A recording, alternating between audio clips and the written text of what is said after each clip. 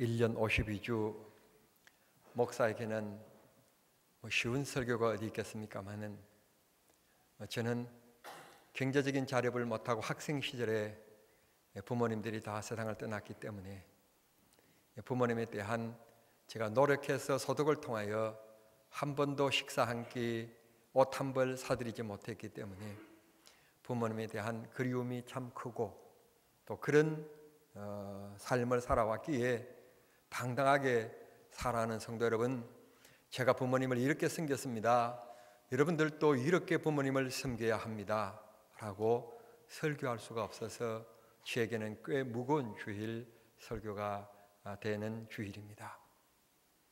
1년 52주 교회가 한 주간, 한 주일 어버이 주일로 지킵니다. 우리에게는 모두 다 어버이가 계십니다. 어버이가 없는 사람은 아무도 없습니다. 이 말을 바꿔 얘기하면 부모님을 공경하지 않아도 될 사람은 한 사람도 없다는 말씀입니다. 내 나이 60, 70, 80이 되었던 아버지, 어머니가 살아계신다면 아버지, 어머니를 잘 공경하는 것이 성경의 가르침이고 하나님의 뜻입니다. 아시는 바와 같이 기독교는 효도의 종교입니다. 그러므로 우리는 힘이 닿는 데까지 부모님을 잘 공경해야 되리라고 믿습니다. 저는 한 번도 만나보지 못했습니다만 책을 통하여 이런 분을 만나게 되어서 여러분에게 잠깐 소개해 드리려고 그럽니다. 우리 한국 가요계의 원로이신데 95세로 이미 세상을 떠나셨습니다. 가수로 나오실 때는 그의 이름을 진박남이라는 이름으로 소개를 했고, 유행가 가사를 짓는 작사가로 소개되어질 때는 반야울이라고 하는 이름으로 소개가 되어진 예명을 2개나 가지신 분이십니다.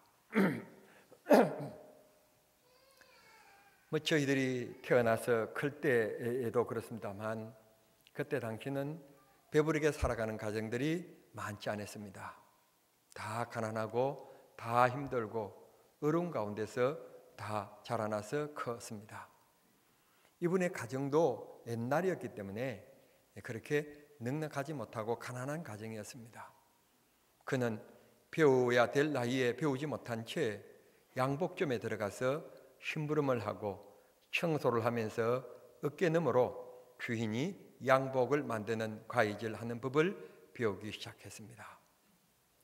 그러던 1933년 지금 KBS 방송국에서, 지금은 우리나라에 노래 가사를 짓는 시적인 작사가들이 참 많이 있었지만 그 당시에는 노래 가사를 짓는 작사가들이 많지 않았을 때 노래 가사말을 모집하는 대회가 있었습니다. 그곳에 노래말을 지어서 내었더니 당선이 된 거예요. 좋은 얘기를 하는데 왜 심각하세요?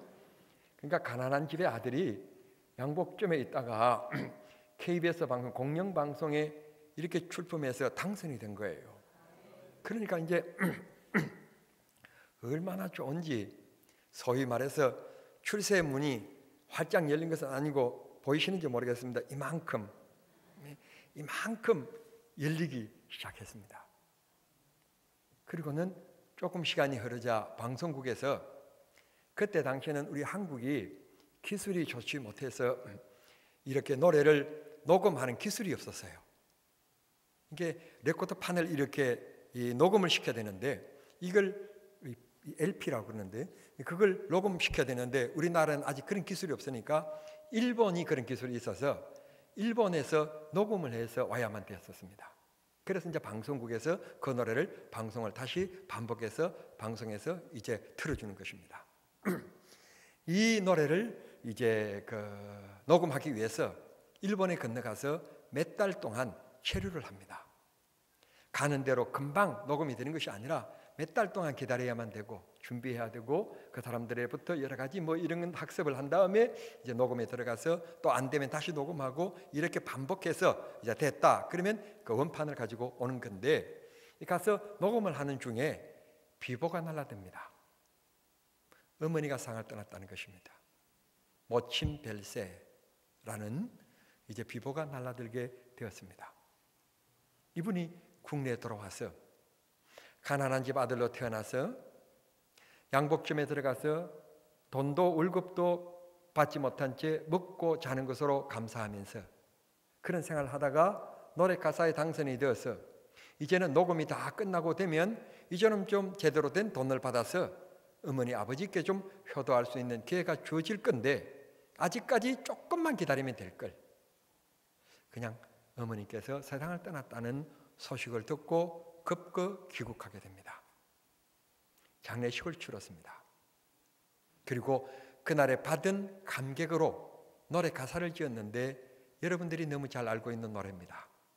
특별히 이산 가족들이 금강산에서 모였을 때 꼭 이 노래가 꼭 울려 퍼졌습니다.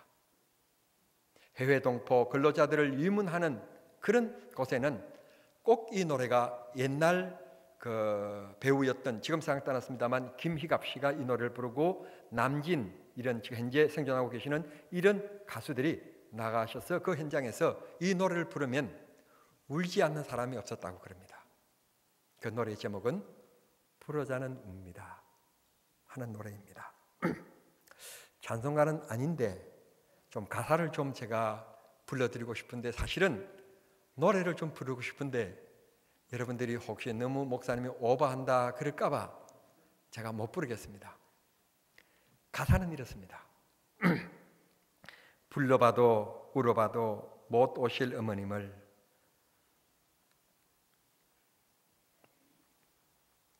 원통에 불러보고 땅을 치며 통곡해도 다시 못 올 어머니여 불초한 이 자식은 생전의 지은 죄를 엎드려 빕니다.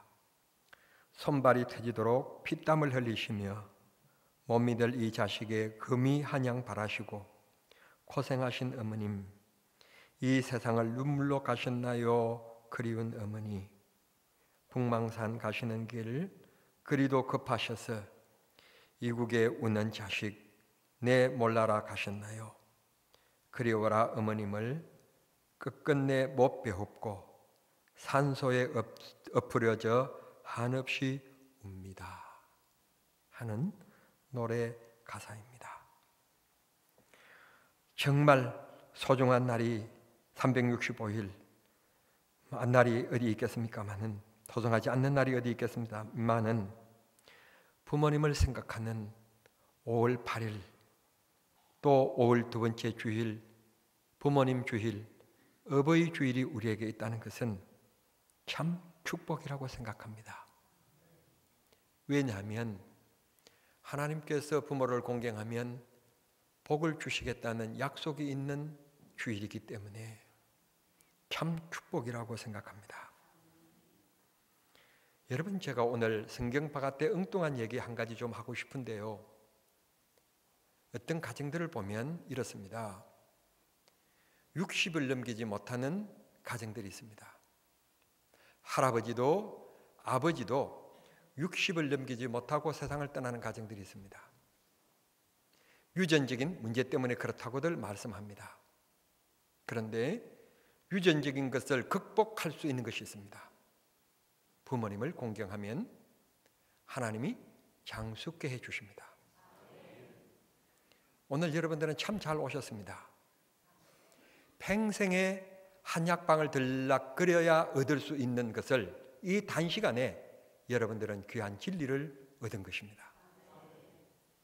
여러분의 가정이 단명하다고 생각합니까? 부모님을 공경하십시오. 하나님이 축복해 주실 것입니다. 저 역시 건강이 약하여서 오래 살지 못할 것이라고 얘기했습니다. 그런데 예수 믿고 나서 올해 한갑을 맞이했습니다. 그래서 지난주에 해외를 갔다 왔고 다음 주에는 우리 딸들이 또 어디 간다고 그럽니다. 복 터졌습니다. 예수 믿으면 하나님께서 축복해 주십니다. 부모님은 해마다 늙어가고 계십니다. 우리가 그때까지만 생각합니다. 집만 사면 다음에 내가 듣게 되면 라고 상한선을 정해놓지만 부모님을 그때까지 기다려 주시지 않습니다. 효도는 지금 오늘 하는 것입니다. 오늘 집에 돌아가시거든 부모님께 반드시 전화드리고 문자 가지고는 안 됩니다. 목소리를 꼭 들려주시고 꼭 전화하셔서 건강하시냐고, 황사 미세먼지가 심하다는데 외출 꼭 하실 때는 마스크 쓰시라고, 없으면 손수건이라도 입에 두르시고 꼭 나가시고, 갑자기 날씨가 더워졌는데 들녘에 나가셔서 너무 오랫동안 계시지 마시고 물도 자주 마시시라고 염려하며 사랑의 표현을 한다면 부모님들이 퍽 기뻐하여 주시라고 믿습니다. 나이를 먹어도 언제나 그리워지는 이름, 어머니입니다.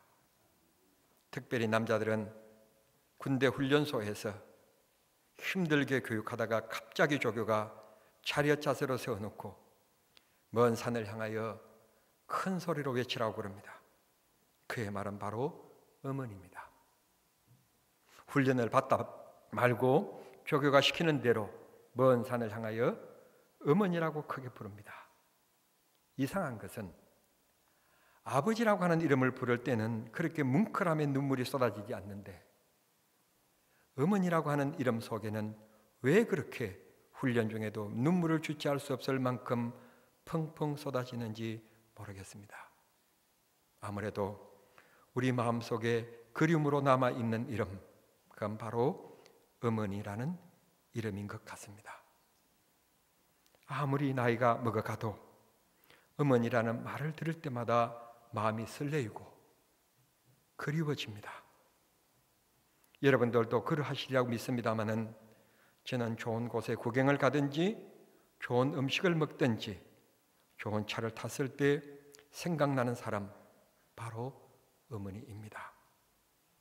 저희 어머니는 멀미가 심하셔서 배를 잘 타시지 못하셨고 버스를 잘 타시지 못하셨습니다. 그래서 농사를 지으면 그것을 보따리에서 알고 읍내에 나가서 팔던 이웃 어머니들과 달리 저희 어머니는 버스를 타지 못해서 그걸 돈으로 바꾸지 못하고 다음날 막내 아들이 노트를 사야 된다, 볼펜을 사야 된다, 그렇게 찡얼거리는 모습을 보시고도 어머니는 가슴 아파하셨고 달걀 하나를 손에 집어주면서 문방구에 가서 바꾸라고, 그리고는 참 핏기 없었고 참 얼굴 가림이 낯가림이 심한 막내 아들이 그것을 못할 때 몰래 어머니는 가셔서 그것을 연필로 바꿔 주셨던 자상하신 어머니셨습니다. 저희 어머니는 노래도 잘 못하셨습니다. 그리고 저희 어머니는 말씀도 없으신 분이십니다. 어떤 사람이 볼 때 저희 어머니는 벙어리가 아닌가 그렇게 보일 정도로 저희 어머니는 말씀이 없으셨습니다. 저희 어머니는 사투리를 심하게 쓰셨기 때문에 동네 사람들에게 놀림이 되었기에 더더욱 어머니는 말씀이 없으셨습니다. 저는 중2 때 더듬거리에서 성령에 불받고 회가 풀렸습니다. 그때는 이미 어머니가 세상을 떠나시고 난 후였었습니다. 성도 여러분, 유 목사가 여러분들에게 성경을 떠나서 여러분을 담임하고 있는 영적 지도자로서 강력하게 부탁드리고 싶은 것은 부모님께 꼭 효도하시기를 바랍니다. 돈으로가 아니라 마음으로 외롭지 않게 섬겨 주십시오. 홀로 계시는 아버지, 홀로 계시는 어머니 계신다면 더더욱 두 분이 계시는 것보다는 2배, 3배 마음을 가지고 자주 전화도 드리고 섬겨드려야 되리라고 믿습니다. 여러분 기억하십니까? 제가 2년 전에 신문지상에 그리고 설교를 통해서 이런 글을 썼습니다. 점점 핵가족 시대로 접어들고 우리나라는 노령화되어지고 있는데 5월 5일을 어린이날로 공휴일로 만드는 것보다는 5월 8일 어버이날을 공휴일로 만들어야 된다고 강력하게 주장하며 신문에 글을 쓴 적이 있습니다. 어린이날은 공휴일을 만들지 아니해도 기념일을 만들어도 학교에서 그들에게 꿈을 키워주는 여러 가지 행사를 하게 될 것입니다. 어버이날은 공휴일로 정하지 않고 기념일로 정하여서 다 직장생활하고 관공서가 문을 여므로 부모님을 찾아보기에 참 불편한 날이 됩니다. 5월 8일을 공휴일로 만들면 부모님을 찾아뵙지 않고 처자식들과 함께 혹시 공원으로 놀러 나가도 마음속 한 깊은 곳에는 오늘 어버이날인데 라는 양심은 살아 있을 것입니다. 제가 그렇게 강력하게 얘기했더니 당선되신 대통령께서 공약으로 내어놓기를 내가 대통령이 되면 5월 8일을 공휴일로 만들어서 부모님을 찾아뵙는 날로 하겠다 아이디어를 유목사에게 얻어가셔서 그 공약을 말씀하심으로 대통령에 당선됐다는 이 귀한 사실을 아시는지 모르는지 모르겠습니다. 저는 믿습니다. 제 아이디어를 빌려간 덕분에 그분이 당선되었다고. 나는 그분이 대통령의 지도자가 될 것을 이렇게 봐도 저렇게 봐도 못 찾았습니다. 그런데 당선이 되셨습니다. 딱 한 가지 이유 때문입니다. 유목사 얘기를 들으면 손에 날 것 없습니다. 어느 정도 가면 대통령도 당선되는 힘을 가지고 있습니다. 꼭 그렇게 돼야 됩니다. 이러쿵저러쿵 얘기하지만 대통령에 당선된 이상 나는 그분을 믿습니다. 그분의 사돈이 목사입니다. 사돈이 목사이기 때문에 반기독교적이지 않을 것입니다. 대통령 선거 기간에 사돈도 아마 일조하셨을 것입니다. 동성연애 반대하셔야 됩니다. 종교인 가세한다는 것 좀 더 종교인들과 깊이 대화한 다음에 결정하도록 미루겠다는 말씀하십시오. 틀림없이 말씀하셨을 것입니다. 제 정치와는 아무 관계없이 멀리 있는 사람이지만 제 사돈이 대통령에 출마한다고 한다면 저도 그런 조언을 할 것입니다. 틀림없이 그 사돈분도 그런 조언을 하셨을 것이고 그 조언을 귀담아 들으셔서 그런 입장을 표명하셨다고 생각합니다. 기독교는 효도의 종교입니다. 하나님께서 부모님 공경에 대한 명령을 하십니다. 절대 복종입니다. 나아가서 부모님이 자식이 부모님을 공경하는 것은 마땅한 본분인데도 불구하고 창조주이신 하나님이 피조물인 우리 인간들에게 축복해 주시라고 약속하신 계명이 부모님을 공경하라는 것입니다. 자식이 부모님을 공경하는 것은 의무이고 책임이니까 반드시 부모님을 공경해라 명령하셔야 될 텐데 하나님이 얼마나 간절한 바람이면 그렇게 명령하는 것으로 끝나는 것이 아니라 그렇게 하면 내가 2가지 복을 주겠다 라고 하나님이 말씀하셨을까요? 고로 사랑하는 성도 여러분, 남녀가 사랑하여 만나면 정상적인 남녀가 만나 살아가다 보면 새 생명이 생겨서 임신을 하게 됩니다. 나를 낳아주신 것보다는 사람은 길러주지 않으면 돌봐주지 않으면 사람 노릇하지 못하고 죽음을 맞이하게 되는 것이 인간입니다.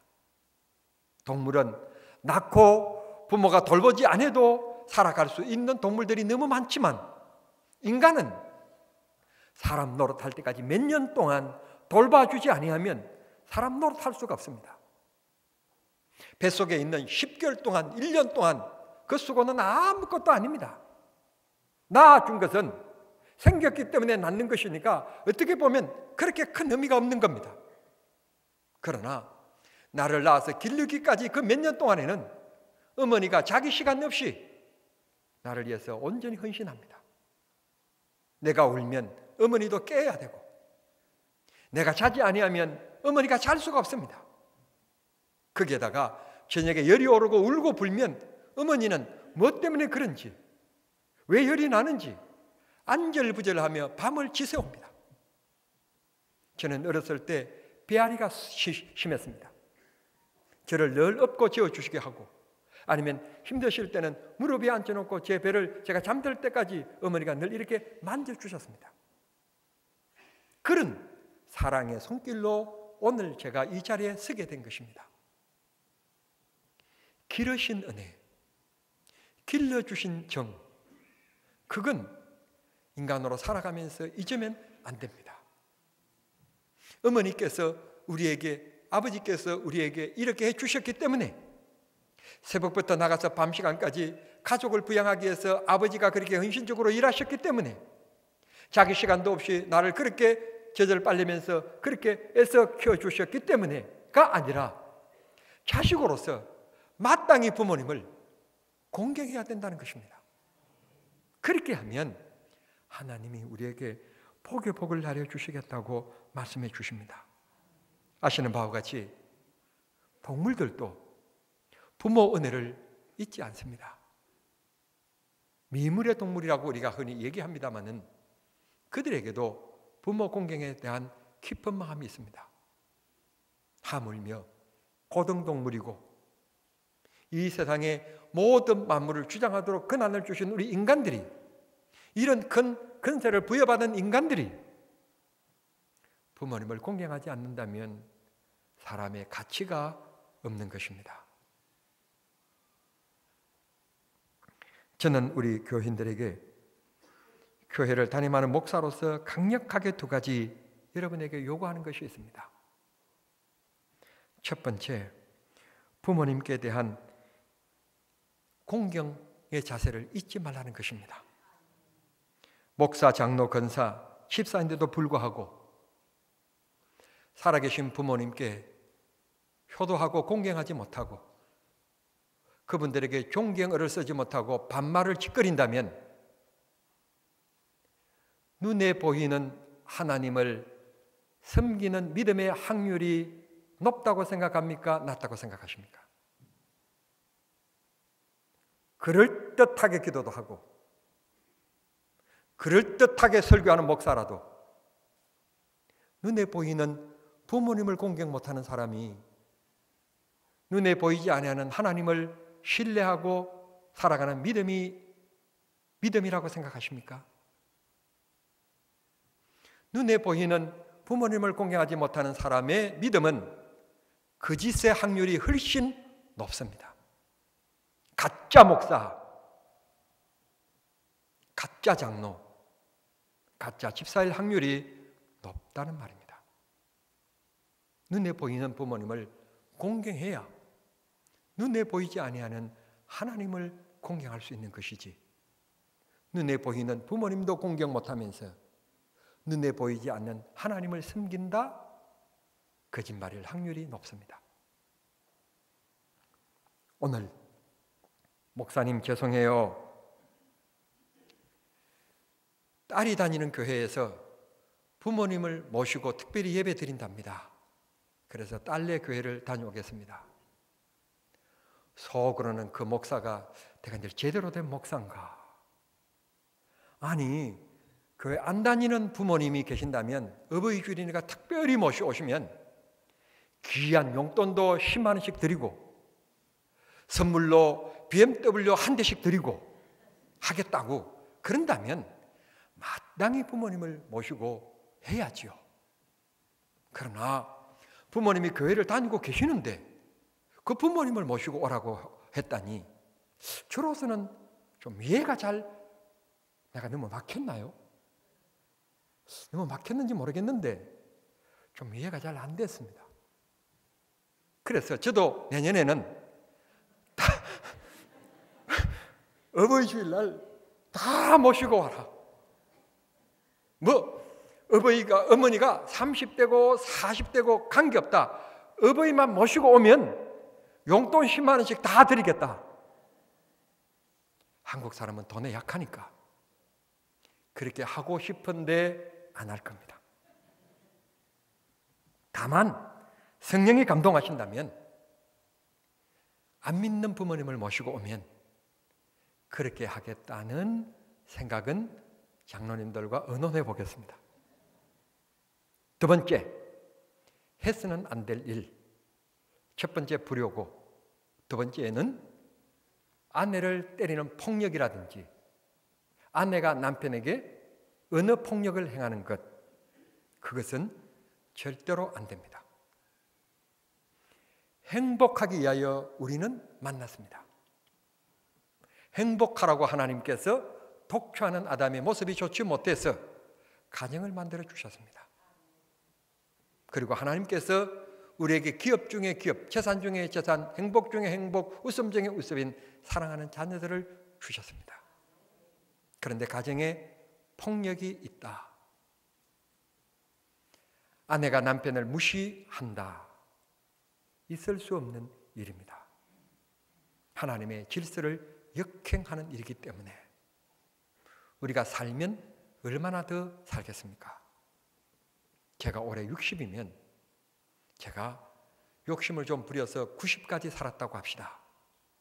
90에 제가 세상을 떠났습니다. 그러면 조문객들이 찾아옵니다. 찾아와서 조문을 한 다음에 평상적으로 묻는 말이 있습니다. 올해 부친의 연세가 얼마나 되셨는가? 그러면 예, 저희 아버지 연세가 올해 90이셨습니다. 아이고, 슬퍼할 거 없고 울 일 없네. 호상이네. 빨리 죽어야 될 사람은 이제 죽었다는 뜻입니다. 살 만큼 살았다는 뜻입니다. 여러분 보십시오. 살 만큼 살았다. 정말 오래 살았다. 저에게 주어진 기회가 30년밖에 안 남았습니다. 80에 제가 세상을 떠난다? 20년밖에 안 남았습니다. 80에 세상을 떠난다? 박세용 장님은 10년도 못 남았습니다. 사랑하는 자녀 여러분, 여러분의 아버지 어머니가 80에 세상을 떠나신다면 몇 년 남으셨습니까? 호상이라고 말하는 여러분의 어머니 아버지가 90에 세상 떠나신다면 몇 년 남으셨습니까? 꼭 기억하십시오. 가정에 폭력은 안 됩니다. 부모님께 불효는 안 됩니다. 꼭 우리 교회 성도들은 반드시 두 가지를 지켜주시길 부탁합니다. 오늘 본문은 모세가 시내산에서 하나님께 직접 받았던 돌비, 하나님이 직접 쓰셨던 십계명 중에 한 말씀인데 원문은 출애굽기 20장에 나옵니다. 이 말씀을 하시면서 하나님께서 우리들에게 이건 자식의 본분이니 반드시 책임과 의무를 이행하라 라고 말씀하시지 않고 부모님을 공경하면 내가 너희들에게 두 가지 복을 주겠다고 말씀하십니다. 첫째는 내가 잘 되고 두 번째로는 장수하리라. 여러분에게 질문을 던져보겠습니다. 여러분이 왜 공부를 합니까? 왜 좋은 대학을 가야 합니까? 왜 좋은 큰 기업에 들어가야만 합니까? 왜 사업을 하고 계십니까? 그리고 왜 명예를 얻으시려고 합니까? 여러분들이 잘 되고 장수하는 복은 간단합니다. 인생에 살아가는 인생길에 절대로 지름길은 없습니다. 그러나 형통의 길은 있습니다. 하나님이 함께 하시면 형통합니다. 이틀 전에 문재인 대통령께서 취임하시고 나서 첫 번째 나들이로 인천 국제공항을 방문하셨다고 합니다. 인천국제공항에는 약 1만 명의 비정규직의 사원들이 근무하고 있다고 합니다. 저는 몰랐습니다. 이번에 알았습니다.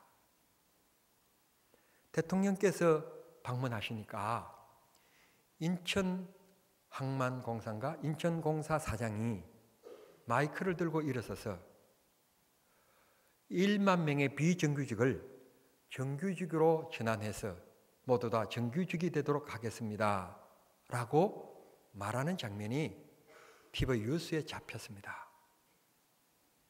성도 여러분, 죄송합니다. 저는 나라의 법을 잘 모릅니다. 노동법도 더더욱 잘 모릅니다. 그동안에 수많은 뉴스를 봤습니다. 비정규직들이 정규직을 만들어 달라고 시위도 하고 대통령께 청원도 드리고 국회의원을 통해서 국회에 민원도 넣고 다방면으로 그렇게 노력해도 마찰만, 투쟁만, 감정만 높아지던 이런 문제가 무엇 때문에 안 되었는지를 저는 법을 모르기 때문에 몰랐는데 대통령의 한 번 방문으로 10,000명을 일시에 정규직으로 만드는 이 쉬운 일이 왜 그동안에 걸림돌이 되었나요? 참 저는 알 수 없는 우리나라의 법입니다. 노동법을 좀 공부해봐야 이해가 되는지 모르지만 대통령의 발걸음 한 번에 한두 명도 아니고 10,000명이 인천공사에 근무하는 사원 100%가 정규직이 되도록 만드는 일이 이루어지게 된다면 사랑하신 우리 성도님들이 하나님 말씀을 따라서 부모님께 공경하면 우리 주님이 우리와 우리 생활 속에 임재하시기만 하면, 찾아오시기만 하면, 문제 속에 주님이 임재하시기만 하면 형통하지 않을 일이 없을 것입니다. 이것을 본문은 이렇게 얘기합니다. 잘 되리라. 아무 끄리낌이 없는 것, 이게 형통, 이게 잘 되는 겁니다. 부모님을 공경하면 하나님이 이런 복을 우리들에게 허락해 주시겠다고 말씀하시고 있습니다. 사랑하는 성도 여러분, 방금도 말씀드렸듯이 지름길이 있다고들 말하지만 지름길은 없습니다. 그분이 그렇게 살았다, 나도 그렇게 산다고 해서 꼭 그렇게 되는 것은 아닙니다. 그런데 하나님께서 우리와 함께 하시면 형통의 길은 얼마든지 있습니다. 부모님을 공경하면 형통케 해주시겠다고. 부모님의 DNA를 통해서 단명의 가정이라고만 생각하지 마시고 부모님을 공경하면 장수의 복도 하나님이 주시겠다고. DNA를 바꿔주시겠다고. 의학도 못 바꾸는 것을 하나님이 바꿔주시겠다고. 아멘이 약한 것 보니까 오늘 저녁에 다 가실 모양입니다. 하나님이 바꿔주시겠다고. 하나님이 역사하시겠다고 우리에게 약속해 주시는 것입니다. 그냥 목사가 여러분에게 호칭하는 게 사랑하는 성도 여러분 이라고 호칭하는데, 저는 오늘 설교를 마치면서 정말 여러분들이 하나님께로부터 형통의 길을 걷고 하는 일이 잘 되고 장수하기를 바라면서 정말 부르고 싶은 말, 사랑하는 성도 여러분, 부모님께 효도하십시오. 그게 인생을 잘 사는 지혜고 축복의 길입니다. 기도하시겠습니다. 사랑하신 하나님 우리 아버지, 감사합니다. 어버이를 다시 한 번 더 생각할 수 있는 주의를 저희들에게 주셔서 오늘 또 다시 한 번 더 부모님을 위하여 기도할 마음, 섬길 마음을 우리에게 주시니 이게 곧 축복받을 일인 줄 믿사온즉 성령의 뜻을 거스르지 말고 효도하는 우리 모두가 되게 해 주시옵소서. 효도가 축복의 길이요 형통의 길임을 믿는 이 시간 되게 해 주옵소서. 예수님의 이름으로 기도하옵나이다. 아멘.